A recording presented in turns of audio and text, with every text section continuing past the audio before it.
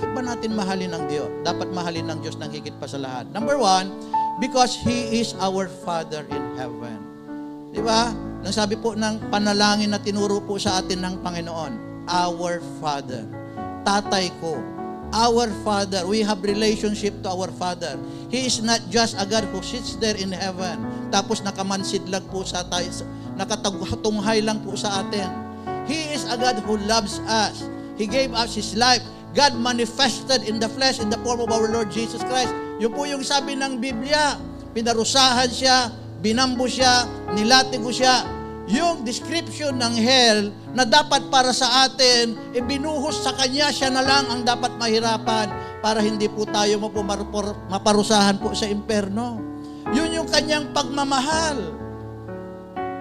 At gusto niya ng relationship.